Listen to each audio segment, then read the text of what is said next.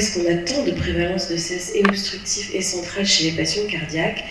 C'est une relation bidirectionnelle où vraiment on sait que l'hypoxie intermittente qui va donner la dysfonction autonomique et des éveils va produire un petit peu comme, presque comme le tabac, un stress endothélial sur nos vaisseaux, des dysrégulations métaboliques, des changements hémodynamiques, et à la fin on arrive avec tous nos risques. Il y a le risque de l'hypoxie et il y a aussi le risque des micro-réveils, et c'est ce qu'on explique aux patients. C'est pas tant le fait parfois d'être en désaturation que le fait qu'à chaque fois qu'il y a un micro-réveil, à chaque apnée, on leur dit que quand votre sommeil il est cassé en mille morceaux, vous ne pouvez pas faire votre dip tensionnel, vous produisez à chaque fois un peu de cortisol, et donc vous augmentez votre stress, et ça va donner tout ce qu'on vient de discuter, l'hypertension, la fibrillation, l'insuffisance cardiaque, les maladies coronaires, et donc le risque de mortalité. Et ça explique que chez le patient cardiaque, donc on va mettre tous les facteurs de risque cardiovasculaire dedans, on retrouve 40 à 80% d'abord avec un stress de la pompe. À la fin, on a un peu d'arythmie, un peu d'ischémie, et ça, on sait que ça va augmenter notre chémosensibilité à nos récepteurs au CO2, et c'est ça qui va créer la respiration de Cheyne-Stokes, et le cercle vicieux va faire que plus on va avoir des apnées centrales, plus on va avoir de l'hypoxie, etc. Et donc on se retrouve avec pareil, un SAS central qui est prévalent dans 30 à 80% des études chez les patients cardiaques. Alors, une fois qu'on a dit ça, on se dit, alors est-ce qu'il faut dépister tout le monde en fait? Est-ce que chaque personne qui vient au cabinet pour X maladie cardiaque, un premier passage en fibrillation atriale, un premier accident coronaire, est-ce qu'on va tout de suite diagnostiquer le SAS?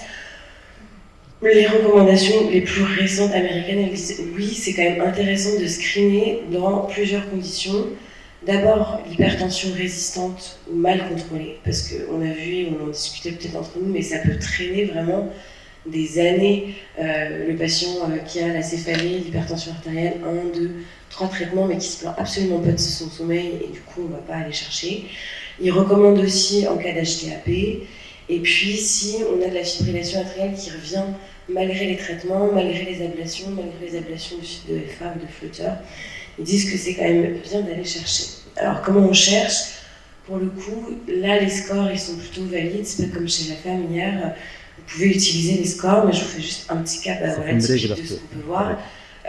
Une femme de 50 ans qu'on reçoit en consultation, c'était pas moi, c'était une collègue, pas en médecine du sommeil, parce que c'était pas du tout une plainte de sommeil, que moi j'ai aussi une formation de médecin généraliste, qui avait une hypertension résistante, une trithérapie, un peu de surpoids, elle dort seule, donc ça c'est aussi un peu un des soucis qu'on a en médecine du sommeil, c'est que les gens qui dorment seuls, on ne sait pas vraiment s'ils ronflent ou s'ils font des pauses, mais a priori elle n'a pas de trouble de sommeil, et elle dit qu'elle a un sommeil réparateur et un éclair facile.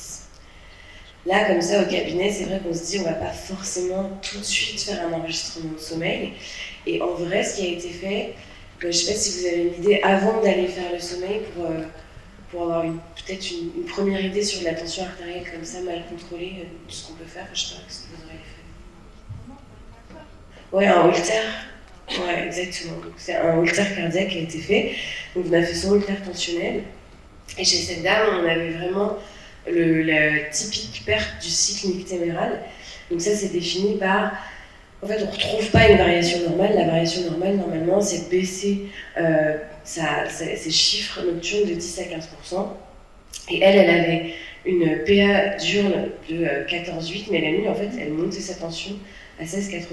Donc après ça, quand même, on s'est dit, tiens, ça serait quand même pas mal d'aller regarder son sommeil. Et elle, alors après, ça se discute. Vous, je ne sais pas ce que vous auriez fait, une polygraphie, une polysomnographie. Une polysomnographie. Ça peut être mieux pour voir le... On va dire que de toute façon, tant que là on a le choix, on peut faire la polysomnographie. Elle, une polysomnographie. On fait la polysomnographie. Ça, c'est sa nuit. Donc on a déjà une petite idée quand même de ce qui se passe. On voit son oxymétrie, on voit vraiment l'oxymétrie typique en peigne. Il y a peut-être un petit caractère positionnel, mais bon, vu les apnées et les hypocognitos, on voit déjà comme ça qu'elle a un SAS sévère. Après, on ne sait pas encore de quelle nature il est. Et donc là, quand on zoome, ça vous en pensez quoi? Je fais interactif. Apnée obstructive, absolument. Nous, ça c'est comme ça que ça apparaît chez nous, mais après chacun chez le logiciel. C'est vrai qu'en haut on a la ligne des micro-réveils, après la saturation, la thermistance, le flux et les efforts thoraco-abdominaux. Donc dans l'ordre, on regarde le flux, on voit bien qu'il y a des apnées, il y a un arrêt complet du flux, ça dure plus de 10 secondes. Il y a des reprises très brutales, donc ça nous fait plutôt penser à l'obstructif. Et puis en effet, on a une persistance des mouvements thoraco-abdominaux, donc on est tout à fait dans un sas obstructif. Donc ça, c'était le rapport. On se retrouve avec 64 d'IAH par heure chez une patiente qui était donc, de la vraie vie absolument sans aucune plainte de sommeil, avec 33% de la nuit qui est passée sous une saturation de 90%. On lui a mis une PPC, et ça c'est son rapport d'observance à 3 mois. On a regardé 66 jours, et vous voyez que là on est vraiment très content quand c'est ouvert comme ça. En général, ça a fait plaisir. Et donc c'était une dame qui se plaignait de rien initialement, qui a son hypertension. On diagnostique le SAS sévère, on instaure la PPC, et bah, chez elle, ça a plutôt bien marché. Et malgré son âge, c'est vrai qu'elle a dit, et ça c'est pareil, c'est des trucs de la vraie vie, et on en discutait hier soir, elle a dit, ah bah c'est ça, bien dormir en fait, ça y est. Je ne sais plus quel âge elle avait, 50 ans, elle dit, ça y est, je commence à être la personne en fait, que je suis censée être depuis peut-être mes 30 ans. Donc c'est une belle histoire. Donc on disait comment dépister, bah, vous pouvez aussi utiliser, voilà, je disais juste, les scores, ils marchent, les scores usuels chez le patient cardiaque asymptomatique, parce qu'on aura quand même un peu la circonférence du cou, mais il marche moins bien que chez les autres patients, donc on n'hésite pas à dépister, et dans les différents cas que la société américaine a dit. Comment on diagnostique, bah, de préférence la polysonographie, en effet. À l'ordinateur. Et parce qu'on va pouvoir voir en effet tous les différents types, et c'est vrai que sur la polygraphie, c'est plus compliqué aussi de voir les hypopnées centrales parfois. Et sur la polysonographie, on va avoir différents types de résultats qu'on peut trouver chez les patients cardiaques. Donc ça, c'est les bases de données et les diapositives de ma collègue, le docteur Carole Philippe, qui a fait quasiment toute sa vie le SAS de l'insuffisant cardiaque, donc qui avait plein de données à me donner. On peut avoir des SAS obstructifs typiques, on peut avoir des SAS centraux typiques, et puis on peut avoir des mélanges en fait aussi chez le patient cardiaque. On va avoir le SAS alternant, où selon les nuits ou les phases de sommeil, on a plus ou moins d'apnée centrale ou obstructive, et puis les SAS mixtes, en général, ils sont au début de la nuit très obstructifs, et puis à la fin, on commence à avoir des apnées mixtes et puis des apnées centrales. C'est difficile de donner des cut-offs sur les rapports, je trouve, de polysonographie, mais nous, on va les catégoriser, enfin, en tout cas dans le service, c'est comme ça, on dit, bah, la majorité, on prend, bah, c'est plutôt central, plutôt obstructif, mais c'est pas étonnant d'avoir les deux. Et maintenant, on va discuter, du coup, de prise en charge. Donc, le SAS obstructif du patient cardiaque, on recommande, et ça tout le monde le sait, plutôt la PPC. Ça montre une diminution des incidences des événements cardiovasculaires en toute cause. Donc ça, c'est une étude de 2016. C'est pas drastique, mais c'est pas significatif, mais on va dire que c'est une tendance. Et c'est une tendance où plus les patients ont des comorbidités sévères, plus la pression positive va marcher. En tout cas, on est déjà content de ne pas faire du mal, et les gens sont aussi contents. Et là, on parle vraiment des patients cardiaques, mais c'est comme hier, et c'est comme ce qu'ils répétaient toute la journée. Évidemment, si les gens sont symptomatiques, c'est d'autant plus indiqué. Ça va aider sur la tension artérielle. Ça, c'est une étude aussi de 2016, où le tableau n'est pas forcément lisible, mais vous avez les scores de tension artérielle, et puis ensuite, quand même, les scores d'humeur, et ça va faire une baisse de la tension artérielle. Et ça, c'était intéressant, parce que les scores de la tension, c'était d'une nuit à l'autre. Donc on sait qu'on peut dire aux patients, en fait, dès la première nuit où vous allez utiliser la pression positive, on va déjà gagner sur les chiffres de tension. Ça ne va pas forcément se voir sur une prise de tension quotidienne, mais on a déjà un effet bénéfique. Les méta-analyses sur la fibrillation atriale, elles sont pas, on va dire, hyper positives. On a quand même une diminution du risque, mais la plupart des études, elles étaient observationnelles. Donc c'est dur de conclure, mais on a l'impression qu'on a une tendance séparée chez les patients qui ont une ablation de FA, chez qui on diagnostique un SAS obstructif sévère et chez qui on met la PPC, à améliorer le risque de récidive de fibrillation atriale. On manque encore un peu de données, et ça sera peut-être intéressant de voir. Je pense que le docteur Patou, peut-être il en parlera dans la manière de dépister les SAS avec les montres connectées, les choses comme ça. il y a une étude dont les analyses sont en cours, où ils ont mis des montres à plein de patients qui étaient asymptomatiques, qui avaient un SAS sévère, pour regarder l'observance. Et c'est pas encore publié, mais ce qui sort, c'est qu'en fait, on détecte des fibrillations atriales nocturnes, mais vraiment très courtes, qu'on n'aurait jamais vues sur une polysomnographie de nuit, et qui seront peut-être des nouveaux critères, j'en sais rien, pour... Enfin, l'idée, c'est quand même de prendre les gens bien en amont que ça aille mal, et en fait, finalement, bien en amont qu'ils arrivent chez le cardiologue. Donc, peut-être que là, on est toujours un peu tard. Oui. Souvent, pendant les arrêts nuits, on n'a pas utilisé, ça c'était la deuxième politique. Oui. Il y a des études qui ont montré que les récidives, c'est pendant les périodes où les malades n'utilisent pas la cigarette.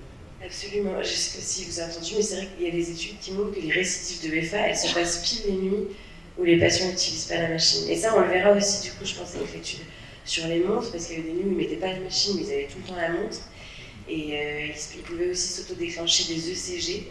Et c'est pareil, je parle de données qui ne sont pas du tout publiées, qui sont en train d'être analysées, mais ils ont remarqué que les patients pouvaient s'auto-déclencher des ECG avec la montre, et que c'était souvent le lendemain des nuits où ils n'avaient pas mis la machine, où ils ressentaient des palpitations, des tachycardies. Donc comme la tension, c'est toujours intéressant de regarder en effet le long terme et la mortalité à 6 mois, à 2 ans, mais sur les nuits même.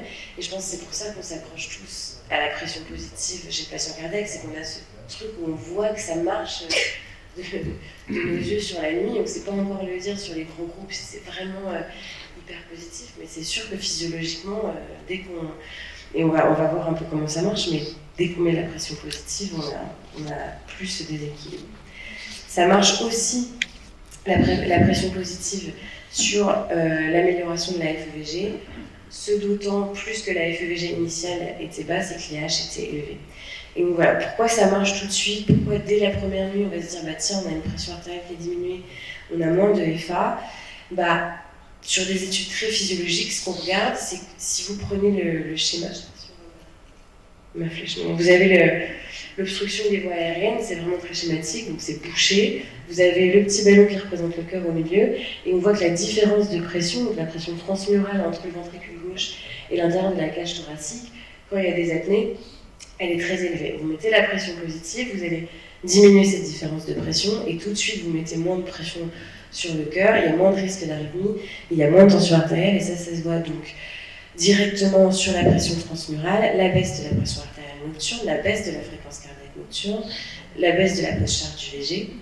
On va avoir une diminution de l'activité sympathique à l'éveil, et puis on augmente un petit peu la sensibilité du baroréflexe. Donc on va voir après que ça peut faut aussi faire attention, parce que chez des patients qui n'ont pas un très très bon retour veineux ou des pressions de remplissage qui sont déjà basses, si on les baisse directement en mettant la pression positive, il faut aussi être un peu fin dans la mise en place. Aujourd'hui, il y a les recommandations de 2010 et puis elles sont en train d'être écrites. On dit qu'a priori, il vaut mieux mettre une pression positive fixe chez les patients avec facteur de risque cardiovasculaire, parce que quand on met l'autopiloté, on peut éventuellement faire des SAS centraux émergents, parce que c'est des patients qui ont en effet déjà des baroréflexes et des chémoréflecteurs, récepteurs, merci, qui sont déjà très sensibilisés. Donc dès qu'on va augmenter la ventilation et les moindres variations de CO2, ils peuvent faire des apnées centrales. Donc on recommande plutôt la pression positive fixe. Et puis donc on doit faire attention un peu à nos risques hémodynamiques. Ça, c'est que ce soit pour le SAS obstructif ou le SAS central, c'est vrai que on est content d'avoir une baisse de la pression transmurale, mais on a une baisse du retour veineux. Et donc il y a certaines études, alors c'était des petites études vieilles au début, où ils avaient dit attention, la pression positive, on a déjà vu des décès dès qu'on l'introduisait, en fait, c'était des toutes petites pressions, mais la FE était très très basse chez ces gens-là, mais ils n'avaient pas très bien toléré. Donc il faut quand même faire évidemment une échographie cardiaque avant de commencer. Il faut faire attention quand on a une pression artérielle systolique qui est basse initialement, parce qu'elle va vraiment bien baisser. Et on sait aussi que l'effet de la pression positive, il est pression dépendant. Donc ça nous donne un peu une espèce de checklist à vérifier avant de commencer la pression positive fixe chez le patient insuffisant cardiaque là, qui a un SAS. On cherche évidemment l'étiologie de l'insuffisance cardiaque, on fait attention aux valvulopathie. Il faut vraiment qu'on ait adressé le patient chez le cardiologue avant. Donc, enfin, je pense qu'il y a des gens cardiologues dans la salle, mais l'idée c'est quand même, premièrement, c'est pas de beauté en touche, mais de dire vraiment s'il y a ce... Alors ça, bon, plutôt chez les SAS centraux, est-ce qu'on est au maximum de ce qu'on peut faire en termes de thérapeutique médicamenteuse pour le cœur. Et puis, on fait la polysomnographie, on regarde les signes de gravité, on fait notre échographie cardiaque. Et puis après, quand on commence, alors, il n'y a pas un énorme consensus, hein, quand on regarde en 2024, c'est à peu près la même chose de ce qui était dit en 2015.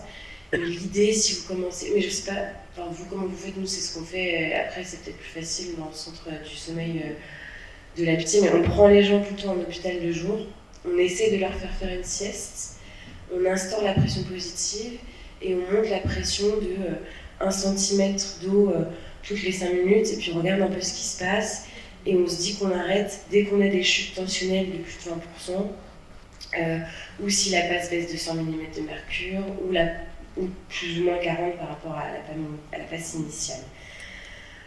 Et évidemment, s'il y a d'autres signes de mauvaise tolérance, on arrête. Et il y a 2 semaines, on avait un patient, il tolérait super bien, mais vraiment, il ressentait rien, mais c'était sa fréquence cardiaque qui passait de 60 à 45. Alors, j'ai pas d'explication, mais c'est vrai qu'on n'a pas trop joué, et puis on s'est dit, bon, bah, on va voir, on va réfléchir. La personne ne se plaignait de rien, mais dès qu'on lui mettait la pression positive, elle baissait sa fréquence cardiaque. Donc on l'a réadressé chez le cardiologue, parce que je n'étais pas cardiologue, pour voir ce qui se passait. On va faire un nouveau cas, donc plutôt vers le SAS central. Vous avez un homme de 70 ans, cardiopathie ischémique, fibrillation atriale, pacemaker, FEVG normal. Et lui, pour le coup, il ronfle, il se plaint d'une nicturie, il a un sommeil qui n'est pas réparateur. On est directement allé faire une polysomnographie. On voit qu'a priori, un SAS, on ne sait pas encore de quelle nature il est. Et quand on zoome, on voit ça. Donc là, on est tous d'accord pour dire que c'est un SAS central. On voit que les reprises, elles sont vraiment progressives, donc on n'est pas du tout dans le SAS obstructif où d'un coup ça reprend, il n'y a pas de mouvement thoraco-abdominaux, il a l'air de désaturer.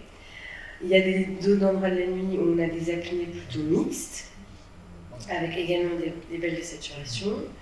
Et ça, c'est son rapport. Donc il y a quand même quelques hypopnées obstructives, il y a des apnées mixtes, mais on a une majorité d'apnées centrales et on se retrouve avec un IH à 41 par heure et 23% de la nuit passée sous 90 de saturation. Qu'est-ce qu'on regarde comme marqueur de sévérité sur notre polysomnographie pour se dire que vraiment l'attente cardiaque, dans ce cas-là, enfin qu'on a un risque cardiovasculaire qui est augmenté par le SAS central? Il y a l'IAH, mais on regarde aussi la longueur du cycle quand il y a le Chine-Stokes. L'importance ensuite de l'hyperpnée post-apnée peut nous indiquer vraiment à quel point les chémorécepteurs ils ont été stimulés pendant toutes ces années. Évidemment, le retentissement sur la SAT et puis la fragmentation du sommeil. Et l'idée où on peut regarder, donc ça c'est le retentissement sur la SPO2, c'est vrai que ça va comprendre le temps passé inférieur à 90% de SAT, l'index de désaturation par heure, déjà au-dessus de 5-10, on n'a pas de cut-off parfait, ça dépend des études, mais au-dessus de 10 en tout cas, on sait que c'est assez délétère. L'hypoxic burden, si on peut le faire, on ne peut pas encore le faire de manière automatique. Et ensuite, dans le SAS central, on dit que c'est quand même pas mal de faire des gaz du sang pour regarder si on est dans un SAS central plutôt lié au cœur ou s'il y a autre chose. Donc lui, ce monsieur, il a eu sa polysomnographie, des gaz du sang. Donc il a une PaCO2 qui est plutôt basse. Le reste des gaz étaient normaux. Et dans ces cas-là, on est dans la forme normo-hypocapnique du SAS central, donc c'est l'instabilité de la commande. Ça peut parfois être physiologique, donc ça c'est à l'endormissement, ou si vous allez en très haute altitude, on va tous faire des apnées centrales. Mais quand c'est pathologique, c'est l'insuffisance cardiaque. Ça peut être neurologique, hein. Ça peut être toxique, on pense aux opioïdes, idiopathiques, ou au SAS émergence PPC. Donc dans l'occurrence, chez ce patient, on était plutôt a priori sur du cœur. Et donc comment on l'a traité lui? Qu'est-ce que vous metteriez en place en premier? Je sais pas, là pour le coup, il n'y a pas de... grande reco, personne forcément d'accord, donc ça se trouve, on devrait tous. Ouais, très bien, toujours optimiser le traitement. Ouais, on va se dire, il était optimisé, a priori. Donc, on a un traitement optimisé, on reste avec un SAS avec 40 DH. CPAP. Tout ce qu'on a fait, on a fait CPAP pour commencer. Donc, on a essayé la PPC fixe. On le revoit 3 mois après, ça c'est son rapport d'observance. Et donc, l'utilisation, elle est bien, autour de 6 heures par nuit. L'index d'apnée, il est quand même pas terrible, parce qu'on est toujours à 30 par heure, et le rapport de la machine vous dit, bon, j'ai encore 29 apnées centrales par heure, je passe 73% de mon temps en chain Stokes. Donc là, soit on peut aller regarder les données machines, et soit on fait une polysonographie sous PPC.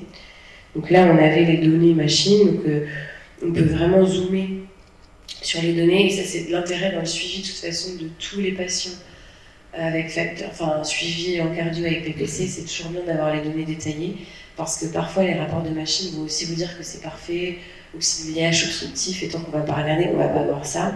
Là c'est vraiment très, très beau, hein. Vous avez les fenêtres de 5 minutes, on voit bien les apnées centrales, les reprises progressives, et puis quand on se met en 30 minutes, on voit un beau chain Stokes, quasiment toute la nuit. Là, ça n'a pas marché. Qu'est-ce qu'on peut essayer après? Une servo-ventilation. Oui, pardon. Le niveau de pression, on l'a pas mis là. La pression, elle était à 10.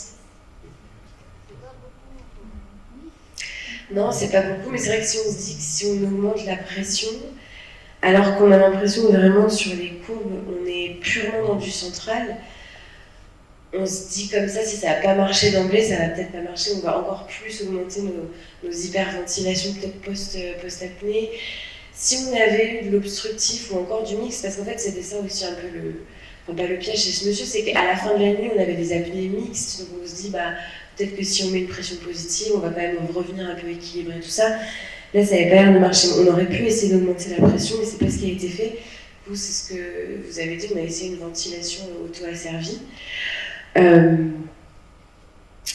Du coup, comment ça marche? Après, je vais vous redétailler. Il y a une pression expiratoire fixe, et puis il y a des algorithmes dans ces machines qui permettent de donner une pression inspiratoire en miroir de la respiration du patient pour venir compenser et vraiment s'adapter à chaque fois au miroir du chain Stokes. Et puis on peut mettre une fréquence respiratoire soit automatique adaptée sur la fréquence respiratoire du patient, soit fixe en général à 15. Et donc si on zoome sur ce qui se passe la nuit, vous avez la pression en haut, le débit, et c'est assez joli. Donc ce qu'on voit pour le coup chez quelqu'un chez qui ça marche, parce que ça marche vraiment pas chez tout le monde, c'est qu'on a le chain Stokes sur le débit inspiratoire initial, et vous voyez les montées en pression de la machine qui augmentent et qui sont vraiment un miroir du chain Stokes, mais on voit aussi que la pression là, expiratoire positive, elle a été mise en autopiloté et qu'elle monte aussi au fur et à mesure, qu'à la fin on atteint un plateau et que la respiration est complètement stabilisée et qu'on garde juste notre pression expiratoire fixe pour pallier aux apnées obstructives. Donc chez cette personne-là, ça avait marché. On contrôle les données machines, il reste quand même un chouïa de chain Stokes, donc on sait que c'est pas parfait, mais c'était avec un IH beaucoup moins important qu'avant. On a refait une polysonographie, il restait encore du chain Stokes dans certaines phases de sommeil, mais pour le coup après on a touché à rien parce qu'il était content, on était au presque du mieux de ce qu'on pouvait faire, mais pour dire qu'on n'a pas encore de traitement magique. La pression positive fixe chez l'insuffisant cardiaque qui a un SAS central, il y a des études anciennes qui disent oui c'est super, on a moins, ça marche sur l'index d'apnée-hypopnée, ça marche sur l'amélioration de la saturation, sur la fraction d'éjection, et puis un peu plus tard on dit ah oui mais en fait finalement la survie sans transplantation elle n'est pas forcément meilleure quand on regarde à distance, alors il faut peut-être avoir des fenêtres de tir, on va dire, de pression positive fixe. Plus on traite au début de l'insuffisance cardiaque, on a l'impression plus on est efficace, mais c'est toujours sujet à discussion. Et en tout cas, ça se fait avec précaution et on va revoir un peu les recommandations après. Oui. On se donne combien de temps pour décider de passer à l'auto-asservie? Alors au bout du premier mois, où on doit régler d'abord le problème des fuites, régler les pressions, peut-être diminuer, pour dire qu'il y a un échec de la PPC fixe et on passe après à l'auto-asservie. Au bout du premier et deuxième mois. Le délai pour se dire ça y est, ça marche pas, hein, c'est ça. Ça va dépendre, je pense, si vous avez les données machines et qu'on arrive à avoir les données détaillées, moi je dirais que ça dépend vraiment de la nature des événements qui persistent. Parce qu'en effet, si au bout d'un mois vous avez toujours un SAS qui est mixte avec des aides obstructives, peut-être que les fuites, peut-être que les choses comme ça peut aller. Les fuites toujours, je pense qu'au bout d'un mois, s'il y a énormément de fuites et que de toute façon les personnes du coup c'est un peu comme s'ils n'apportaient pas, de toute façon l'IH n'est pas fiable vraiment, donc on peut se dire que c'est comme si on n'avait pas traité tant qu'il y a des fuites, donc ça oui je pense que c'est important de les régler. Après très rapidement en fait, dès que vous revoyez le patient et que c'est quand même censé, on a vu marcher physiologiquement assez vite sur le risque d'arythmie, la pression artérielle et la respiration. Et on le voit, mais ça c'est chez les sujets sains. Donc je vous dis, quand on monte en altitude, si on passe du niveau de la mer à 4000 mètres, dès la première nuit, on va avoir un SAS sévérissime central. Et quand on redescend, dès la première nuit, on n'a plus de SAS. Donc on se dit qu'a priori, si ça doit marcher assez vite. Tout dépend des délais dans lesquels on renvoie les patients finalement. Mais je pense que vous avez raison, c'est d'abord se dire, est-ce que je suis vraiment en train de le traiter efficacement ? Donc tout ce qu'on fait d'habitude sur les fuites, le masque et l'observance. Et dans un deuxième temps, si vous arrivez à avoir les données machines et que c'est vraiment des apnées centrales, a priori ça n'a pas marché. Ça ne veut pas dire que... Je pense qu'on peut faire dans les deux sens. Si on avait essayé une auto-asservie d'emblée, il fallait peut-être essayer la fixe après, il n'y a pas forcément d'ordre. Mais... Justement, dans l'apnée centrale, est-ce qu'il est conseillé de toujours démarrer par une PPC fixe, faire un essai de PPC fixe avant de passer à l'auto-asservie ou... Je vais vous montrer un tableau un peu récapitulatif des recommandations, mais c'est des recommandations d'experts et de discussions, donc il n'y a pas d'ordre défini obligatoire. Alors, par contre, là, la fraction d'éjection était normale. On va revenir, mais c'est vrai que dès qu'on a une fraction d'éjection qui est inférieure à 45%, là, pour le coup, on touche plus à rien. Mais sinon, sur une fraction d'éjection normale, ça dépend un peu des marqueurs polysomnographiques aussi, ça se discute. Je dirais, si vous avez vraiment un peu de mixte, un peu d'obstructif, je pense qu'on peut avoir tendance à commencer par la pression positive fixe, et puis si on a plus l'habitude, et puis on connaît mieux les machines. Enfin, je sais pas, c'est plus rare de prescrire de l'auto-asservie, donc c'est aussi, je pense, par rapport à sa pratique personnelle, faire avec ce qu'on connaît aussi, c'est plus facile. On peut faire confiance au malade, si le malade nous dit je dors mieux, je me sens bien, même si l'enregistrement retrouve les apnées qui sont fausses. Non, mais tout à fait, c'est toujours pareil. C'est vrai que si le malade dit je vais mieux, c'est aussi. Mais là, sur les facteurs de risque vraiment purement cardiovasculaires, s'ils sont contents avec la pression positive, mais qu'il reste des centrales, ils seront peut-être contents avec l'auto-asservie, on aura peut-être moins de centrales. Donc, essayez juste pour le risque, mais ça. Enfin, tout se discute. Vous allez voir, je vous montre les dernières recommandations, il n'y a rien de. À part, on ne met jamais. Alors, si. Ce qui est, enfin, dans les recommandations, ils disent, en tout cas, on essaye de jamais mettre d'autopiloté. Voilà. Et on ne met pas, de toute façon, chez le patient qui a une fraction d'éjection inférieure à 45% pour l'instant, même si on va voir que il y a eu 3 études en 2024 qui étaient un peu plus sous-phénotypées les patients pour se dire que quand même peut-être chez certains avec une insuffisance cardiaque à fraction d'éjection abaissée, on pouvait peut-être tester, mais il n'y a pas encore de recommandations, donc c'est juste pour y réfléchir. La VAA, à l'époque, ça ressemblait à ça. La première indication, vraiment, justement, c'était chez le patient qui avait du Cheyne-Stokes et qui avait une fraction d'éjection ventriculaire gauche altérée. Et c'est vrai que très vite, cette première indication est devenue une contre-indication. Le principe de fonctionnement, donc ça je vous l'ai déjà dit. Et quand la première étude sur la VA et la mortalité est sortie, donc c'était Servaches, et qu'on a dit oh là là, on va même arrêter l'étude avant qu'elle soit terminée parce qu'il y a un surrisque de mortalité dans le groupe VA, l'indication est devenue une contre-indication. Il y a tout de suite eu un tollé, plein de discussions, plein de débats, des alertes de sécurité. En 2015, on a dit on ne met jamais de VAH chez le patient avec une fraction d'éjection ventriculaire gauche ABC. Certains auteurs se sont dit attention, on va peut-être quand même continuer à enquêter. On disait on jette pas le bébé avec l'eau du bain, on va réfléchir, plus de questions que de réponses, attendez, parce que c'est forcément, après c'est logique que les recommandations elles changent quand on voit qu'il y a plus de morts dans un groupe sur un essai clinique, on va dire stop. Mais on a quand même continué à réfléchir et on s'est dit on va essayer de faire des sous-groupes, on va essayer de regarder ce qui se passe. Donc ce qu'on a trouvé jusque-là c'est que certes les patients mouraient plus, mais que la mortalité cardiovasculaire c'était vraiment chez ceux qui avaient une FEVG la plus basse, donc vraiment inférieure à 30%, que peut-être si on sous-groupait entre 31, 36 et plus de 36, on était moins fortement impacté. Ensuite, il y a eu Advantachev qui a dit bon, là en fait ça va, on a refait de la ventilation auto-asservie chez des patients insuffisants cardiaques avec une FEVG qui était abaissée.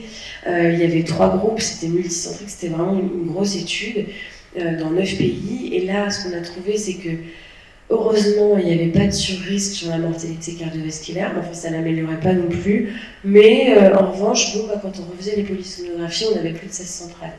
Bon, alors c'est un petit signal positif, donc on est toujours en train de discuter. Et maintenant, les études récentes, donc celle-là c'était de Renaud Tamici en 2022, ils ont aussi regardé si on pouvait faire des phénotypes où c'était plus intéressant d'essayer la ventilation auto-asservie. Donc c'est encore de la discussion, il n'y a pas du tout de recommandation. Et dans leur étude, ils ont classifié les patients un peu en 5 grands clusters en regardant par rapport, alors vous avez en bas par rapport à leur fraction d'éjection. Donc vous avez la fraction d'éjection ABC, donc ça c'est à gauche de l'écran, la fraction d'éjection conservée en bas, et après vous avez le type d'apnée. Et donc ce qu'on retrouve, c'est par exemple le cluster 1, donc c'est j'ai beaucoup d'apnée centrale, j'ai une fraction d'éjection conservée, c'est plutôt l'homme d'âge moyen, alors léger surpoids. Le cluster 2, c'est j'ai plutôt des apnées obstructives, une fraction d'éjection conservée, ils sont des hommes un peu avec... ils n'ont pas les symptômes typiques, mais ils sont quand même fumeurs, un peu hypermétaboliques. Au milieu, vous avez les patients âgés, donc une fraction d'éjection bof, mais pas catastrophique. Ils ont des as mixtes. Et enfin, vers la fin, alors excusez-moi, j'ai inversé sur les fractions d'éjection. Oui, c'est l'inverse. Merci. Je confonds la gauche à la droite, alors en plus on le retourne. Et sur la fraction d'éjection conservée, c'est plutôt les patients hypoxiques avec un gros BMI qui vont avoir des apnées obstructives, donc notre patient SAS obstructif classique, et le patient âgé qui a un haut BMI qui a des apnées centrales. Les clusters, ça vous pouvez les retrouver, mais ce qui est intéressant, c'est qu'une fois qu'on divise tous ces clusters, on va regarder à ce moment-là l'impact sur la survie de la ventilation auto-asservie. Et ce qu'on voit, c'est que si on arrive à sous-catégoriser les gens, on a peut-être des impacts qui sont meilleurs. Par exemple, là, on regarde le cluster 6. Et donc pour ça, c'est instinctif, mais c'est notre patient obstructif sévère, habitué à la fraction d'éjection conservée. Bah oui, là c'est sûr que la VA est utile, mais c'est vrai que quand on regarde le cluster 1, donc ceux qui ont vraiment une fraction d'éjection basse et qui ont des apnées centrales, on retrouve ce qu'on trouvait dans l'étude Servaches et on n'est pas très très bon sur la survie. Mais si on arrive de plus en plus à faire des traitements personnalisés, on ne va pas la jeter complètement et on continue à enquêter. Donc ça c'est un tableau que j'ai refait sur les dernières recommandations, qui sont des recommandations, les recommandations françaises d'experts, donc c'est pas... Il y a peu d'études cliniques randomisées, donc on n'est pas sur des niveaux de preuve très forts. Mais on dit que la pression positive, On est plutôt pas mal sur le syndrome d'apnée centrale qui est primaire ou l'insuffisance cardiaque à FE conservé. La VNI, plutôt à éviter. La ventilation auto-asservie, oui pour le sas central, sauf FEVG basse.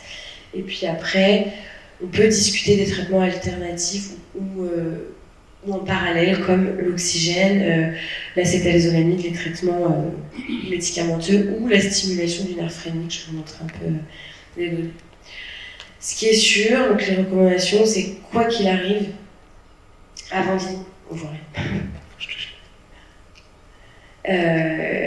de commencer, on est sûr qu'on est d'accord qu'il faut ne jamais proposer la VA pour le moment si la FEVG est basse. Donc ça, on n'y touche pas. On fait systématiquement une échographie cardiaque pour mesurer la FEVG. On fait, donc c'est ce qu'on disait tout à l'heure, donc c'est comme pour la pression fixe chez le SAS obstructif du patient insuffisant cardiaque, plutôt au cabinet, enfin en tout cas sous surveillance, dans l'hospitalisation de jour. On surveille le pouls, la tension artérielle, on laisse les gens allongés, on fait toutes les 5 minutes. Et dès qu'on a de la mauvaise tolérance clinique, le but c'est d'essayer de trouver notre pression fixe, même en VA, on peut faire ça, la pression au moins expiratoire fixe, idéale pour que le patient tolère bien. On suit toujours, donc j'ai marqué que du corps, ça veut dire que c'est que de la recommandation d'experts, donc on n'est pas encore dans des choses parfaites. On se dit, si on peut pas vraiment faire une consultation au moins annuelle sans avoir regardé les données machine ou une polysonographie ou une polygraphie au moins annuellement. C'est sûr qu'en discutant avec les patients, si on le voit tous les 3 mois, au début, la clinique, c'est suffisant, mais on dit idéalement, ce serait bien quand même de regarder les données machines détaillées une fois par an. L'oxygénothérapie, c'est plutôt bénéfique, mais on n'a encore pas d'essai randomisé. Donc ça va être plutôt chez les profils de patients. C'est pareil, la polysomnographie initiale, elle nous donne beaucoup d'infos sur ce qui va peut-être marcher, pas marcher. Et en tout cas, si ni la PPC fixe, ni la VA n'a marché et ou sont contre-indiqués, c'est pas une mauvaise idée, même si le patient n'est pas forcément oxygéno-récurrent la journée, de tenter l'oxygène nocturne, mais c'est vraiment un très très faible niveau de preuve. Donc les recommandations, elles disent tout ça. Sur les autres traitements, elles disent aujourd'hui, on n'a pas assez de preuves pour instaurer d'autres traitements, donc ça va être vraiment au cas par cas sur l'acétylcholamide ou les traitements positionnels ou la stimulation phrénique. La stimulation phrénique, ça c'est une étude qui a montré que ça marchait quand même pas mal à 6 mois ou à 12 mois sur le niveau d'apnée, mais on n'a aucune autre donnée sur la clinique ou la mortalité. Ça marche, ça diminue quand même un petit peu la stimulation phrénique. Ça augmente un petit peu la FEVG de l'insuffisant cardiaque. Donc ça, vous le voyez sur le diaphragme B, c'est le pourcentage de répartition des patients en différentes classes d'insuffisance cardiaque au fur et à mesure du traitement par stimulation phrénique. Et donc à 6 mois, on voit que le pourcentage de patients qui avaient une FE de classe 1 a augmenté au profit de la classe 4 qui est un petit peu passée. Donc c'est quand même un signal où on se dit peut-être que même si on n'a pas encore de données vraiment cliniques sur les symptômes, peut-être que la stimulation phrénique, ça va permettre de... Mais bon, c'est pas si facile à mettre en place. Si on résume l'arbre décisionnel du SAS central, mais chez le patient asymptomatique, parce que c'est toujours pareil, chez le patient symptomatique, on aura toujours envie de toute façon d'essayer le traitement, et ça ne sera jamais une mauvaise idée, sauf avec l'insuffisance cardiaque, avec les FEVG à moins de 45%.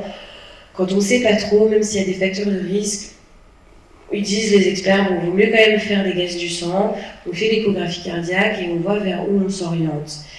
Si la FE est abaissée, pour l'instant pas de VA. Si on est normo-hypocapnique et que la FE est supérieure à 45%, bon, il y a différents cas, vous voyez, mais bon, à chaque fois on peut la tenter. Et que ce soit idiopathique, médicamenteux, AVC, le SAS émergence PPC, on peut l'essayer. Et si c'est une hypercapnie, bon là on va chercher d'autres étiologies, mais on est plutôt sur de la ventilation non invasive. Et maintenant j'ai pas vu l'heure. Oui. On a le temps, on va pas faire. Oui. Il y a des gens qui ont un état cardiaque, une neurologie très dégradée, qui ne dorment pas la journée mais qui sont un peu somnolents et qui ont un chaîne Stokes la journée, permanent en fait, 24 heures sur 24. Est-ce que vous recommandez, bon, s'ils ont des indications, enfin une fraction d'éjection satisfaisante, est-ce que vous recommandez qu'on leur mette la VA toute la journée? Non, c'est pas recommandé toute la journée. Il y en a qui vont le faire ou leurs proches vont le mettre parce qu'ils voient qu'ils respirent mieux, enfin, c'est des choses comme ça. Si on a du chain Stokes en journée, c'est vrai qu'on est plutôt dans les causes neurologiques. C'est un peu pareil, est-ce qu'on peut pas optimiser la cause, mais les hypothèses physiopathologiques du fait que la mortalité avait été augmentée dans la première étude sur la ventilation auto-asservie, c'est qu'on se demande si en fait le chain Stokes il n'a pas un effet protecteur quelque part justement sur nos pressions de remplissage et sur notre réponse au changement de chémorécepteurs, et que le fait que par exemple chez les sujets sains, quand on monte à d'altitude ou dans les chambres d'hypoxie, on ait du chain Stokes, quand on l'enlève, on va pas forcément mieux. Ça a été montré chez les gens qui montaient en haute altitude, et en fait on a toujours des symptômes de mauvais sommeil ou des céphalées, des choses comme ça, et on se demande si, et ça c'est des études je crois qui sont faites du coup par le professeur Heinzer en ce moment, s'il n'y a pas un effet protecteur du chain Stokes. Tant qu'on ne sait pas exactement ce qu'on fait, l'enlever en journée, on ne sait pas si ça fera du bien aux gens, mais par ailleurs surtout on ne sait pas si ça leur fera du mal, donc pour l'instant c'est pas recommandé. C'est plutôt sur la nuit où à ce moment-là le contrôle de la ventilation il est quand même particulier, avec normalement plutôt le contrôle automatique, pas de contrôle corticale, où on est vraiment chez des patients qui en plus auraient des pathologies cardiaques ou pneumologiques, on a envie de les aider à pas faire d'apnée et à stabiliser leur sommeil. Ça oui, mais pour autant en journée pour l'instant on ne recommande pas parce que c'est peut-être protecteur en fait d'avoir le chain Stokes. Je vous montre des petits cas et puis c'est à discuter tous ensemble selon les formes. Donc là, vous avez un syndrome d'apnée-hypopnée plutôt central du sommeil chez cette personne, des gaz du sang qui n'ont pas d'hypercapnie et un index d'apnée d'hypopnée à 41. Donc ça ressemble à ce qu'on a vu tout à l'heure. Donc là, juste pour voir si ce dont on a discuté c'est clair, on peut essayer soit la pression positive fixe, il n'y a pas de contre-indication. Depuis la 46% on est à 46. C'est sûr que si on refait l'échographie, peut-être le lendemain, en tout cas, toutes ces recommandations médico-légalement, vous êtes perché. Hein, voilà, vous avez dit, bon, c'est à 46. La variation intra-opérateur. Ouais, exactement. Non, on regarde que c'est très. Mais non, on peut dire, on refait l'échographie, ça serait pas bête. Donc ça c'était le même cas que le premier, mais je pense que les premières questions, c'est est-ce que le traitement, toujours pareil, cardiaque, il est optimisé? Est-ce que le patient, il faut le dépléter? Est-ce qu'on refait l'échographie? Ce qu'on sait là, ce qu'on peut dire, c'est que oui, le sas central de cette personne, il est probablement très en lien avec l'insuffisance cardiaque. On va pas forcément chercher les autres causes. Une fois qu'on a équilibré, je pense que pression positive fixe, chez lui, ça peut être intéressant parce qu'on a des apnées mixtes, donc c'est ce qu'on avait fait tout à l'heure. Un autre cas, vous avez 43 ans, ronflement, somnolence, et là pour le coup, on retrouve un syndrome d'apnée qui est sévère, et vous voyez sur la polysomnographie, on a des apnées centrales. C'est quelqu'un qui avait une FEVG à 68%, et là dans ce cas-là, le médecin a quand même fait une imagerie parce que sur la polysomnographie, c'est des apnées centrales répétées, mais on n'est pas dans le chain Stokes très classique avec vraiment des durées du cycle classique. C'est vraiment des apnées centrales répétées comme ça, un peu bizarre. Donc il faut une IRM et en fait, il y avait un kyste. Il faut les gaz du sang, c'est plutôt hypocapnique. Les EFR, il y a une réponse ventilatoire au CE2 augmentée. On est plutôt sur une cause centrale cérébrale. Là, qu'est-ce qu'on fait? Là, on sort d'insuffisance cardiaque. Mais... Ouais, je suis d'accord. On le renvoie au neurologue. Montrer les résultats de l'IRM. Qu'est-ce qu'on peut faire? Il est à distance du tronc cérébral, donc c'est ça où on se disait, c'est marrant comment ça peut faire qu'on ait les apnées centrales alors qu'on est loin du centre de la commande. Et en fait, quand on a demandé au neurologue, il a dit que ça n'avait aucun rapport. Mais nous, on était sûrs qu'on était là, mais en fait, sur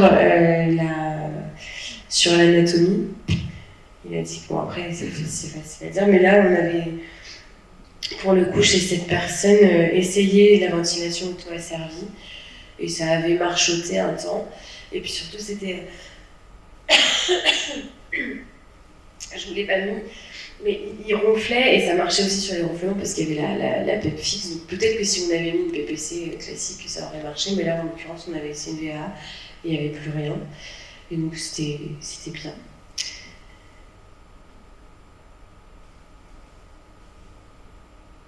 Donc c'est des choses classiques. Ça c'est patient de 61 ans qui présente un SAS, il est sous PPC, puis sous VMI, on ne sait pas très bien pourquoi. Il a des facteurs de risque cardiovasculaire, il est obèse, hypertendu, dyslipidémique. Il a des traitements avec oxycontin, oxynorm, furosemide, enfin il a des traitements cardiaques et puis il a des douleurs. Et c'est vrai que lui, on ne comprenait pas très bien pourquoi il ne tolérait pas la VMI, la PPC, alors qu'il a quand même un IH à 73 par heure, avec plutôt des apnées centrales, 233 apnées centrales sur la nuit. Bah là, si on peut, on arrête les traitements opioïdes en fait. Et chez lui, on a réussi à diminuer un peu son oxycontin avec son oxynorm. On n'a pas repris de ventilation. Et c'est juste, enfin, le message là, c'est pareil, c'est même quand on a des cas hyper typiques, des gens qui sont traités depuis des années, qui avaient un SAS obstructif, qui ont des facteurs de risque cardiovasculaire. Ces cas-là, c'est pour dire on n'oublie pas les autres causes de SAS centrale et si les ventilations sont mal tolérées, c'est peut-être justement parce que ça passe par une autre physiopathologie. Nous, on a eu 2 cas où la ventilation auto-asservie, on l'a arrêtée, c'est ce qu'on disait aussi hier, parfois il faut savoir arrêter même quand c'est mis par d'autres collègues. Il y a eu un patient, alors là c'était vraiment étonnant, un patient de 18 ans, qui avait des troubles du sommeil, qui avait un trouble du spectre autistique, qui était très autiste, difficulté à communiquer, qui avait vu une pneumologue en ville pour voir si justement son sommeil était bien par rapport à ses troubles du spectre, est-ce qu'on n'allait pas améliorer sa vie quotidienne, parce que s'il dormait mal et comme c'était difficile pour lui de s'exprimer, ils lui ont fait une polygraphie en ville. La polygraphie en ville montre un SAS central avec pareil 240 apnées centrales sur la nuit. Et la pneumologue de ville, elle dit je le mets sous ventilation auto-asservie, c'est les recos, c'est pourquoi pas, ça peut être un SAS idiopathique. Et nous, on le revend pour une polysomnographie de contrôle, je ne sais plus, 1 an après dans le service. Et en discutant avec le patient, enfin on fait la nuit, il y avait un IH à 2. C'était une nuit sans ventilation, on voulait voir si on la continuait ou pas, enfin, c'était vraiment parfait. Et en discutant avec lui, du coup je l'ai vu et je lui ai posé vraiment tout bêtement la question, mais la nuit de la polygraphie, est-ce que vous aviez dormi? Et il m'a dit pas du tout, et il avait fait des exercices respiratoires de cohérence cardiaque la nuit parce qu'il était super stressé, il avait aussi un profil très anxieux. Et je sais pas, enfin, c'est peut-être qu'elle n'avait pas demandé la collègue, mais depuis, ça faisait 1 an qu'il avait sa VA.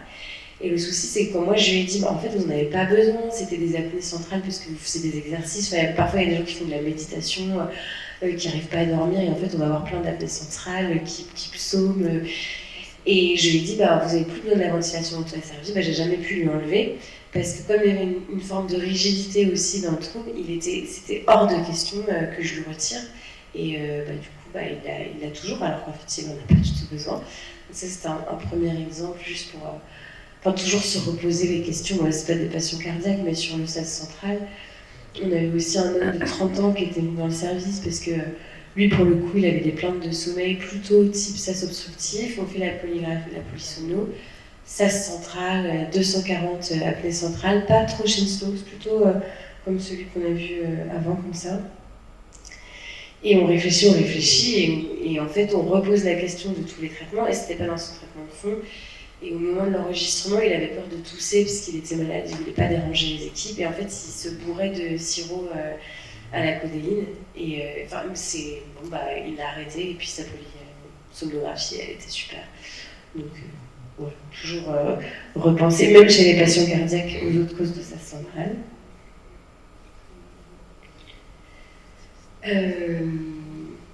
Un autre cas, donc ça, non, c'est toujours. C'est vrai qu'on a des malades voir notamment les autres, hein, de rhumato, souvent on retrouve de la comédine, du tramadol. Ouais.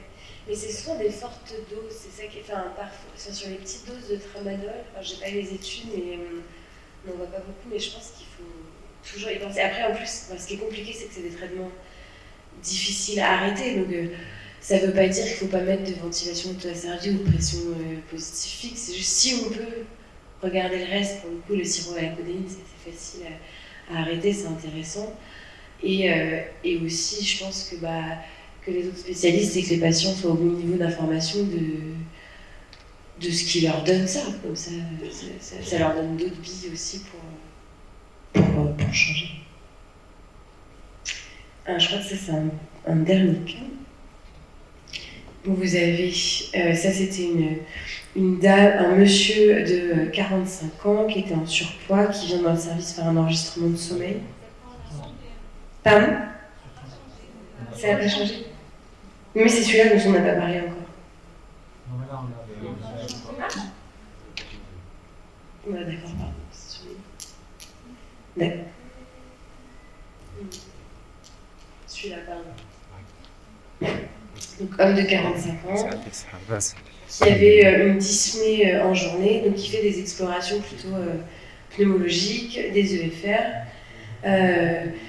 des gaz du sang, tout va bien, et puis on finit par l'enregistrer dans le sommeil, et on trouve ce sas-là, qui est donc un sas, encore une fois, central. On fait l'échographie cardiaque, il a une FEG conservée, on fait l'IRM cérébral, tronc cérébral, charnière cervico-optimale, tout était bien. Donc c'est pour dire que quand c'est vrai, on ne comprend pas très bien, on va aussi assez facilement à l'IRM cérébral, mais là pour le coup, encore pas une explication. Donc là, un peu typique des sas centraux, on va dire idiopathiques, chez qui on peut quand même tenter la VA et la pression positive fixe. Mais c'était, j'aurais dû les faire en décomposé, je vous ai tout mis directement. Ce qu'on peut remettre ça, si vous voulez discuter. Mais en fait, j'ai fait beaucoup plus. Je parlais trop vite. Je sais pas comment vous faites. Parce que c'est vrai que. Enfin, je trouve que c'est intéressant aussi de voir.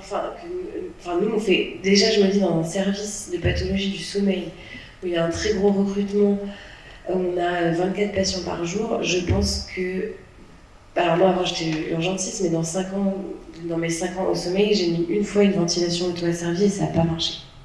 Je sais pas pour vous si vous le faites, si vous en avez, si c'est facile, si les prestats en ont, enfin, qui en a déjà mis là, dans la salle? Et ça marchait bien. Donc vous avez 3 personnes. C'est pas tant que ça. Hein.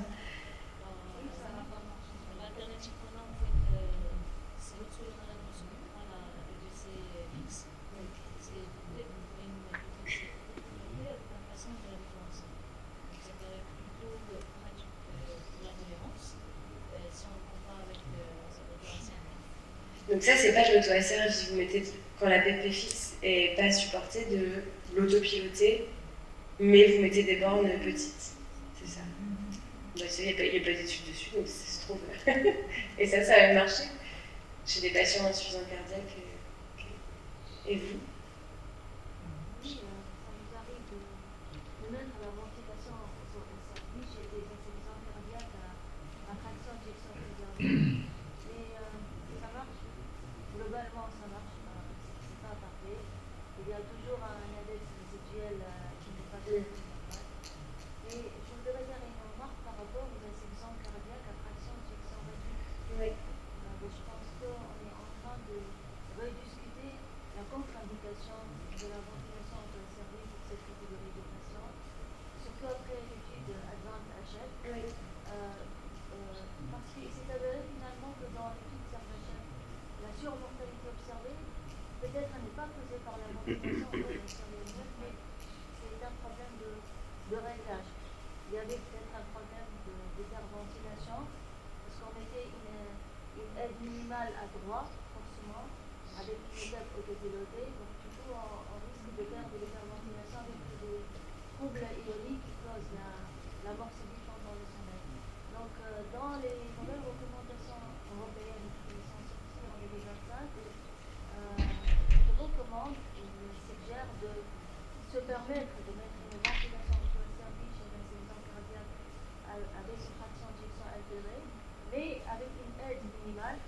zéro, unité fixe, et avec une surveillance plus automatique possible. Parce que des fois, on n'a pas le choix. Absolument. On n'a pas le choix. Donc, j'ai un incident cardiaque très sévère. On est dans l'approche palliative, disons. Donc, je pense que tout est permis, entre parenthèses, entre autres la motivation auto-service. On a fait le choix, finalement. Oui, c'est vrai que les recommandations européennes, elles sont un petit peu plus mouillées que les françaises là-dessus. Et que quand on décortique la première étude, il y avait des tonnes de biais sur la mortalité, ils ne pouvaient pas se permettre de ne pas la continuer. Mais je pense que dans la vraie vie, tant qu'on est capable de justifier qu'on a réfléchi à ce qu'on faisait et que, en effet, comme vous dites, c'est vraiment le traitement de dernier recours et que ça améliore, on ne pourra pas dire... Surtout en effet avec Dentachette, et aussi il y avait eu Facile VA qui est sorti en 2024, là que je ne vous ai pas montré, qui montrait aussi pas de surrisque de la mortalité, une amélioration de l'IH, mais tout dépend de ce qu'on veut traiter, je pense, chez ces patients. Et si on est dans un but d'amélioration de la FEVG ou de poursuite de la survie, comme on n'a pas non plus encore assez de billes pour dire que ça va l'améliorer, je pense que c'est vraiment chez les patients qui se plaignent de leur sommeil et qui disent être mieux après. Ça, c'est sûr que c'est indiqué. Enfin, c'est ce qu'ils disent dans les recours européennes. C'est que par contre, il ne faut pas que ce soit un acharnement chez le patient asymptomatique parce qu'on n'aura pas non plus de bénéfice sur le reste à ce moment-là, mais que... Tout à fait. Et vous vous en mettez aussi, c'est ça? Une seule fois. Une seule fois. Sur un 640 avec une fraction d'éjection conservée, au début de la mise au PPCT, ça n'a pas marché. Par la suite, malheureusement, ça n'a pas marché. Comme ça n'existe pas en location au Maroc, et le patient a acheté son appareil, donc vous pouvez imaginer. Ah, c'est ça, oui, ça n'existe pas en location pour qu'il l'achète. Ça n'a pas marché. Et c'était la dernière fois quand j'y pense actuellement. Mauvaise expérience, vous attendez. Ouais, ça, les prestats, ils en ont, mais c'est sûr que c'est pas pareil que de devoir l'acheter. Enfin, parce qu'après, pour la recycler ou pour la revendre, je pense que c'est une niche. Il y a des gens qui s'en servent pour gonfler des ballons. Non, c'est vrai. Sur les réseaux, il y a ce qu'on s'intéresse, alors vraiment aucun rapport, mais sur comment est-ce qu'on peut rendre un peu nos traitements chez les patients jeunes, enfin plus grand public, qui connotent moins des trucs sympas. Et du coup, il y a des comptes. Je sais pas, même moi je suis trop vieille, mais TikTok, Instagram, de gens qui montrent qu'ils ont gonflé leur paddle avec leur PPC fixe, que ça va beaucoup plus vite qu'à la bouche, qu'ils mettent la pression à 15, que c'est gonflé, qu'après ils la mettent la nuit, que c'est cool, que c'est sexy, qu'ils accessoirisent, et du coup c'est pour recycler. Alors, aucun rapport avec l'insuffisance cardiaque, mais il y a des groupes, ils ont des groupes entre eux. Enfin, je sais pas vous, mais c'est vraiment un autre débat. Le patient de 24 ans qui vient, qui a un sas obstructif et qui me dit « Ah bah c'est super, vous allez avoir une machine », en général, ils font un peu la tête. Alors après, j'essaie de vendre le truc en disant « Mais vous allez être un homme changé, enfin, vous allez même… Tu te dis « Mais c'est pas sexy, mais c'est pas sexy de ronfler, c'est pas sexy de tout ça. » Vous allez voir, et là je donne les groupes, les réseaux, les trucs où vous voyez qu'ils recyclent les machines. Enfin, c'est très inventif les patients. J'espère qu'il a trouvé une sorte de connexion. Oui, c'est ça. Comme une connexion. Et il y avait deux questions. Allez-y. Vous avez une expérience par rapport à l'oxygène pour les patients de l'impasse VA? Moi, j'ai pas d'expérience personnelle sur l'oxygène. Faudrait qu'on en rediscute avec mes collègues. Parce que je suis vraiment purement médecine sommeil générale. La question qu'on se pose, mais c'est un peu partout pareil, je pense que c'est la question du remboursement aussi, c'est que pour l'instant, il n'y a pas assez de recommandations pour rembourser l'oxygénothérapie chez les sujets insuffisants cardiaques, chez qui il y a un échec. Donc il faut arriver à contourner un petit peu ça. Et l'expérience de mes collègues pneumologues, c'est pareil, c'est un peu comme parfois des patients qui vont garder la pression positive alors qu'ils n'ont plus d'apnée obstructive, mais parce qu'ils se sentent super bien. On va un peu mentir, nous, à la sécurité sociale, en disant si, ils sont améliorés, donc si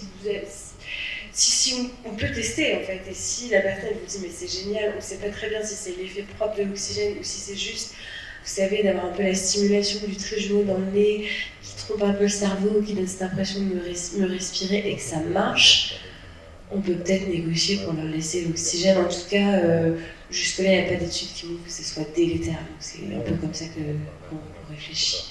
Mais j'ai pas d'expérience. Après, ça améliore pas le SAS en soi, hein, c'est juste que ça, on se dit peut-être qu'on protège un peu parce qu'on fait moins d'hypoxie nocturne. S'il vous plaît, je reviens sur la question médicaments et apnée de sommeil. Est-ce qu'il y a une liste de médicaments qui retentissent sur l'enregistrement des gens? Et est-ce qu'il faut arrêter? Combien de temps avant? Et puis, par la suite, une liste de médicaments dont il faut tenir compte pour la prescription de traitement du SARS. Alors, liste de médicaments qui peuvent impacter le sommeil, en général, on les connaît, ça dépend de ce qu'on cherche. Quand on cherche d'autres pathologies, sur la narcolepsie, tout ce qui va impacter, on sait que les antidépresseurs, les ISRS, ça, ils vont annuler le sommeil paradoxal. Donc, si on avait un SAS de SP, on ne le verrait pas, mais en même temps, les arrêter ou pas, je pense que c'est sur les traitements qui vont modifier l'architecture du sommeil. Donc vraiment, on va dire les somnifères ou les ISRS, on ne recommande pas spécialement de les arrêter, parce que nous, ce qu'on veut, c'est voir comment les patients ils dorment dans leur vraie vie. Parce que si on fait une nuit et que en fait 90% du temps ils ont leurs autres traitements, on traite une nuit qu'ils n'ont pas, donc il n'y a pas de recommandation de les arrêter, sauf si on est dans l'évaluation diagnostique, je sais pas, d'une suspicion de narcolepsie sous pression positive ou tout d'un coup de la somnolence résiduelle. Et pour le coup, on recommande parfois de pas les arrêter parce qu'on peut avoir un rebond et on a des patients qui pensent qu'il faut les arrêter, puis ils l'arrêtent 24 heures avant la polysomnographie et là on se retrouve avec des TIL, avec du sommeil paradoxal partout et on se dit ah ben mince, c'est une narcolepsie.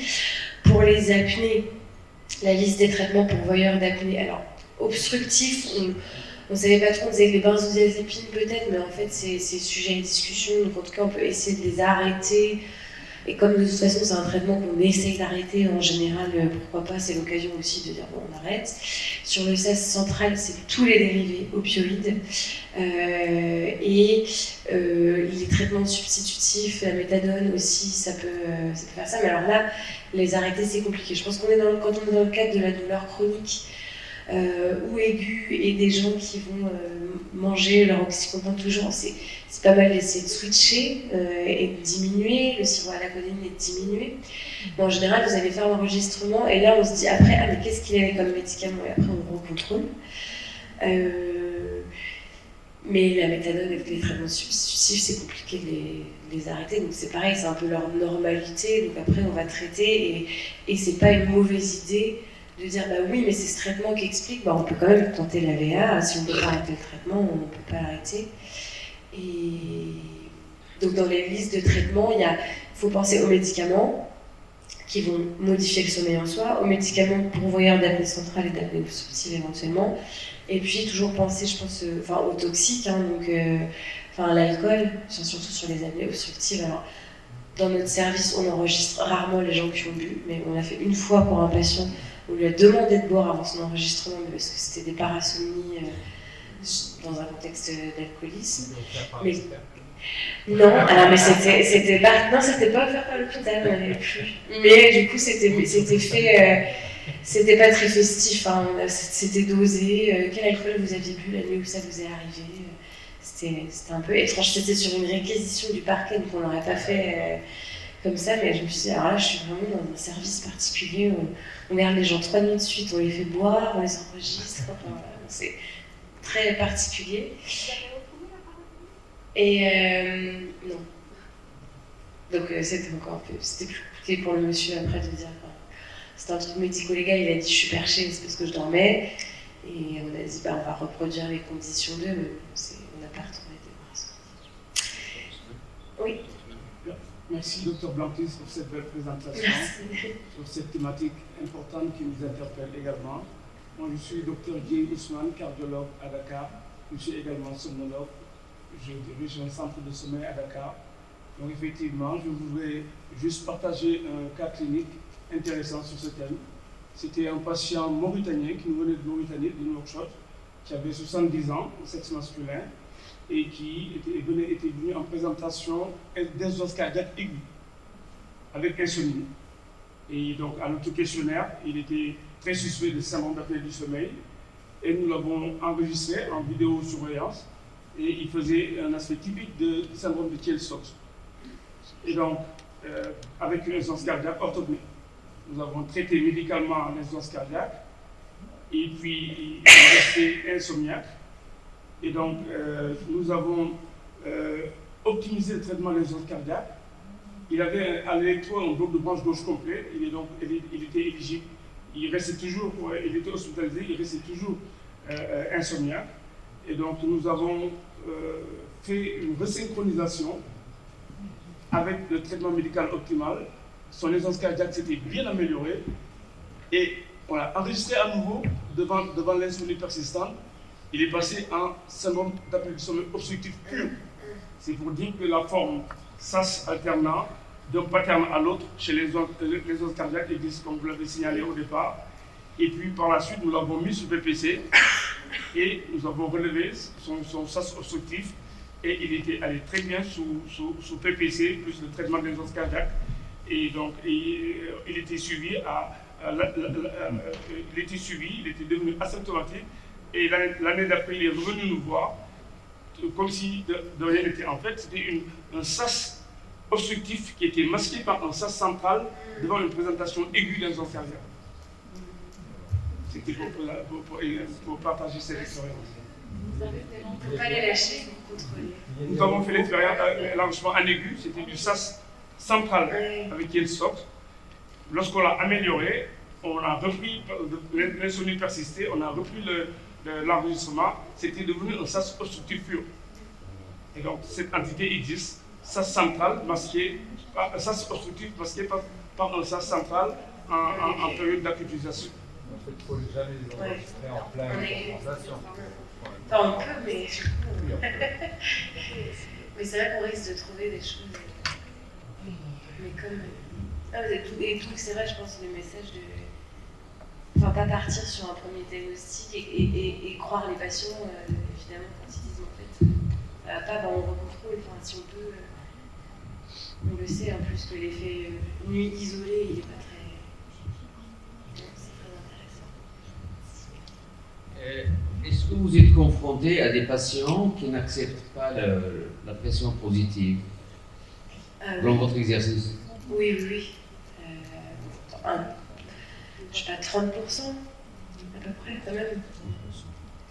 Alors après, dans la population, mais ça va être, ce que disent les études aussi, c'est souvent, si on parle des patients cardiaques, les patients chez qui on trouve, qui ont, pas l'hypertension, mais l'accident vasculaire cérébral, l'infarctus, la FA découverte, et le cardiologue lui dit il faut absolument aller faire l'enregistrement de sommeil, et puis nous, on est là, on a trouvé un SAS, on va remettre une PPC, mais en général, moi, ceux qui sont réticents d'emblée, c'est pas forcément ceux qui vont après pas la tolérer, mais c'est plutôt vraiment comme chez tout le monde, je pense, les patients asymptomatiques qui n'ont rien demandé. On découvre une pathologie cardiaque qui fait découvrir, comme on a vu, il y a 30 à 80% de SAS obstructif ou de SAS central. Et nous on dit attention, vous avez déjà fait un événement cardiovasculaire, vous avez un SAS central ou obstructif, on sait le traiter, il faut vraiment essayer. En général, les convaincre d'essayer, c'est pas le plus compliqué parce que, moi je leur dis, vous avez rien à perdre. Au pire, la machine elle est chez vous. Si vous la mettez pas, je ne vais pas venir vous la mettre le soir. Vous faites comme vous voulez, mais on essaye parce qu'on a la chance que ça soit complètement pris en charge et on se dit, peut-être qu'il y aura l'effet aussi. En fait, ça viendra bien. Mais une fois qu'ils reviennent et qu'ils me disent, c'est pire que tout et que j'ai essayé 2-3 masques et qu'il n'y a plus de fuite et que vraiment ils n'ont aucun bénéfice, j'insiste pas. Et c'est toujours les gens qui ne se plaignaient absolument pas de leur sommeil et à qui on vient rajouter un truc embêtant la nuit. Et ça, dans cette catégorie de patients, je ne sais pas si heureusement, on en est loin maintenant de il faut absolument la mettre, sinon vous allez mourir. Mais le stress induit par cette machine chez eux qui ne supportent pas et peut-être au long cours tout aussi mauvais pour le cœur que de dormir 2 heures avec la machine. Donc ceux-là, c'est comme les obstructifs classiques qui ne supportent pas la PVC. En général, c'est des asymptomatiques qui sont plus embêtés qu'autre chose par la machine. Et qui sait si je ne sais pas si on pousse les études, est-ce que les personnes asymptomatiques, enfin je ne sais pas les explications physiopathologiques de pourquoi il y en a qui sont symptomatiques et d'autres non, est-ce que c'est une forme où ils sont aussi plus protégés quelque part? Enfin je pense que c'est par là où on doit avancer maintenant, c'est vraiment regarder tous ces groupes et se dire est-ce que vraiment les patients asymptomatiques, même avec un SAS sévère, insuffisance cardiaque, ils ont... Est-ce que le fait d'être asymptomatique, c'est pas un bon signe pour dire que par ailleurs c'est moins dangereux? Enfin, c'est ça, je sais pas comment. Est-ce que le côté culturel, par exemple, dans des sociétés, peut interférer dans ce genre de position? Oui, bah, toujours, mais comme, je pense comme pour tout traitement qui se voit, culturel ou relationnel, enfin, vous voulez dire pour mettre en place une pression positive? Oui. Bah, les représentations des patients sont à prendre en compte. Parfois c'est culturel. Parfois, on me dit, moi, si je vais dans ma famille, c'est hors de question que j'ai une machine parce que ça connote. Je sais pas très bien. Et donc ça c'est, je trouve assez important d'en discuter à la consultation, une mise en place, parce que parfois, il faut avoir le temps. Mais si on a le temps de savoir pourquoi la personne vous dit non, c'est hors de question, on peut un petit peu dévier. C'est vrai que si c'est non, c'est hors de question parce que j'ai l'impression d'être handicapée, ou non, c'est hors de question parce que ça va coûter super cher en électricité, ou non, c'est hors de question parce que mon grand-père il avait ça, c'est différent. Les biais, je pense que les blocages culturels ou dans le couple, parfois, ils sont plus durs à dépasser que je suis pas sûre que ça marche, je comprends pas si ça va me faire du bien. Dans le couple, il y a des patients, après, on a une étude en cours aussi où on regarde, et en fait il y a différentes catégories. Il y a ceux qui vont être rapprochés par le fait d'introduire une machine parce que la personne va moins ronfler et puis être de meilleure humeur et donc de meilleure compagnie. Et donc ils refont lit commun alors qu'ils faisaient lit séparé. Et puis il y a ceux qui supportent pas l'idée d'avoir la machine sur le nez. Et ça peut être même des patients, où c'était un couple de médecins urgentistes. Et lui il a dit maintenant je dors moins, on a vu sur ces données machine, quand son épouse est là, il attend qu'elle s'endorme pour mettre la machine et il se réveille plus tôt qu'elle pour l'enlever. Donc il est passé d'un temps de sommeil de 7h à 5h parce que pour lui c'était hors de question qu'elle le voit comme ça. Et culturellement, à part quand ça peut être associé à un handicap ou une faiblesse, tant qu'on n'aura pas réussi à faire passer le message qu'une pression positive, la nuit c'est comme une paire de lunettes, la journée si on en a besoin, on en a besoin, mais que c'est comme ça. C'est compliqué de la vendre et c'est des biais qui sont plus difficiles c'est des blocages qui sont plus difficiles à dépasser. Professeur Hamel, qu'en est-il chez nous dans ce genre de situation? C'est toujours ce cas par cas, finalement. Donc intégrer la psychologie du patient, l'intégrer dans sa prise en charge, c'est quelque chose de cardinal pour réussir le projet thérapeutique. Maintenant, c'est clair que même dans le contexte marocain, on a cette résistance finalement par rapport à l'acceptation déjà de la maladie et après l'acceptation d'un traitement, surtout si le patient va comprendre que c'est un traitement à vie. Donc, deuxième frein, mis à part le côté psychologique et psychocognitif du patient, c'est le frein financier parce que, heureusement, dans notre contexte marocain, on a l'option de location qui permet justement de remédier à ça. Et c'est une fenêtre finalement qui permet au médecin de convaincre le patient, parce que si on loue pendant un mois et 3 mois, que le patient ressent le poste et de l'avant, et qu'il compare déjà le gain de la machine, c'est un moyen pour nous pour faire adhérer le patient de plus en plus. Nous, ce qu'on ressent, quand on propose ce traitement, les gens ils croient qu'on va régler le problème. C'est comme on a incisé un abcès, ça va se terminer. Ah, docteur, je vais le prendre combien? 2 mois, 3 mois, c'est bon, et je serai guéri. Donc, il y a toujours ce genre de problème. C'est une nouvelle situation pour nous. C'est chronophage pour expliquer tout ça au mari quand il s'agit de la femme et vice-versa, parfois aux enfants. Donc, ça vient d'arriver, c'est sûr. Ça pose énormément de problèmes, c'est sûr. Il y a des abandons, c'est énorme. De toute façon, on le saura dans l'avenir. Alors, il nous reste quelques minutes, si vous voulez, faire passer des messages comme conclusion. Non, parce que puis là, il était bien. Enfin, c'est vrai que sur la première consultation, on revient toujours à la base de prendre le patient dans sa globalité. Là, on rentre dans des cas qui sont super spécifiques. Tout ce qu'on a discuté aujourd'hui, vous allez pouvoir le retrouver en effet dans les recommandations. On prend les recommandations qui peuvent nous arranger, que ce soit les européennes, les américaines ou les françaises, ou peu importe, au cas par cas. Mais je pense qu'en effet, on traite d'abord un patient, un couple, une famille, et que c'est vrai que c'est chronophage, mais que le temps qui est pris à la première explication, c'est quand même un gain de temps pour après. Pour pas qu'en effet les patients reviennent en disant c'est bon, regardez avec la machine, je sais pas si vous avez le télésuivi, les patients peuvent se connecter sur des applis et ils disent regardez, depuis que j'ai la machine, j'ai plus d'apnée, je suis guérie. Tous ces mélanges-là où il faut leur dire non, c'est suspensif. Et le côté, en fait, moi le message c'est, ça, à part peut-être avec la FEVG à moins 45%, ça coûte presque rien, on va dire, aux patients d'essayer avec un bénéfice qui peut être super et sur les symptômes et sur la mortalité cardiovasculaire, et on peut toujours arrêter et on peut toujours en rediscuter. Je dirais que c'est ça le message, c'est vraiment essayer. Ça ne veut pas dire qu'on s'enfonce dans une thérapeutique à vie non plus, même si les gens ils vont demander, c'est discuter avec les patients.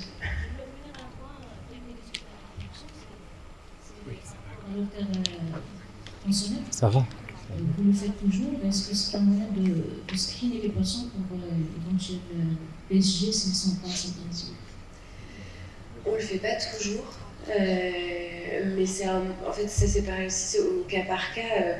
Si c'est plus facile d'accès, en général le holter tensionnel on va l'avoir dans la semaine, alors que la polygraphie ou la polysonographie ça peut prendre des mois, et c'est plutôt ça. Quand on a l'hypertension résistante, moi, ça ne me choque pas qu'on aille directement à l'enregistrement du sommeil sans passer par le holter, parce que même si le holter est normal, je pense qu'on aura quand même envie d'avoir la réponse. Donc là, c'était dans un cas où on pouvait le faire tout de suite, et en plus, c'était joli de le montrer, mais en vrai, je pense qu'il vaut mieux faire... c'est pas parce que le holter est normal qu'on sera tranquillisé dans notre tête de dire qu'il n'y a pas de syndrome d'apnée du sommeil obstructif. Vu la pression de la demande sur la PSG, est-ce que c'est un moyen de screener pour prioriser un petit peu un groupement de patients par rapport à d'autres? C'est ça ma question. Je pense que dans ce cas-là, il faut plutôt faire sur des enregistrements. Moi, j'aurais tendance à plutôt recommander à ce moment-là une oxymétrie à domicile ou quelque chose en effet de plus léger par rapport au délai de la polysonographie, mais qui regarde quand même un peu plus vraiment l'index d'apnée-hypopnée déduit que le holter. Parce que vous en aurez besoin à un moment, donc si on doit prioriser, ok, pas forcément la polysonographie d'emblée, mais plutôt un test à domicile outre. Et c'est bien parce que ce sera dans les sessions d'après où on va voir toutes les autres alternatives à la polysomnographie pour le dépistage. Et il y en a qui sont marqués, c'est-à-dire qu'en France, le système il est fait pour que si on a le diagnostic et qu'on veut que ça soit remboursé, il faut que ce soit une polygraphie, une polysonographie. Pour autant, vous allez voir sur les nouveaux capteurs, il y en a qui sont quand même marqués CE pour le dépistage. Donc ils sont validés, mais on ne peut pas envoyer leur rapport à la sécurité sociale, nous, en disant allez-y, remboursez la BPC. Mais médicalement, a priori, ils sont quand même fiers. Oui. Pour les apnées centrales post-AVC, est-ce que vous pouvez les voir comme ils récupèrent leur motricité et tout ça? Est-ce qu'après un certain temps, ce sas peut disparaître? Absolument. C'est un peu comme la situation du patient cardiaque aigu. Le sas central très précoce post-AVC, il peut avoir une évolution positive spontanée comme les autres troubles moteurs au cours du temps et jusqu'à 2 ans. Un peu comme pour les autres troubles, on peut avoir une amélioration. Donc c'est vrai qu'on a plutôt tendance à surseoir dans ce cas-là, à se dire encore une fois, est-ce que c'est pas aussi des phénomènes adaptatifs et on laisse un peu faire. Et si 2 ans plus tard, ça continue, à ce moment-là, on se dit c'était peut-être pas le post-AVC. Enfin, c'est dur de savoir si le SAS c'était là avant ou pas, ou est-ce que c'était idiopathique, mais vraiment en post-AVC, on peut attendre jusqu'à 2 ans avant de refaire l'enregistrement de sommeil. Et en général, on a une évolution quand même positive du SAS central, comme pour le reste des causes de l'AVC, on a une amélioration de l'œdème. Bien. Merci beaucoup. Comme toutes les bonnes choses, ça s'achève dans la bonne humeur. Merci beaucoup, Dr. Béoquet. Espérons vous revoir dans l'avenir. Avec plaisir. Vous venez à peine d'entamer des grandes discussions concernant le soleil. C'est le début. Restons dans la salle, s'il vous plaît. On va accueillir le symposium de GSK. Ce sera avec la grande joie de recevoir le professeur Belgelloun pour nous traiter son sujet.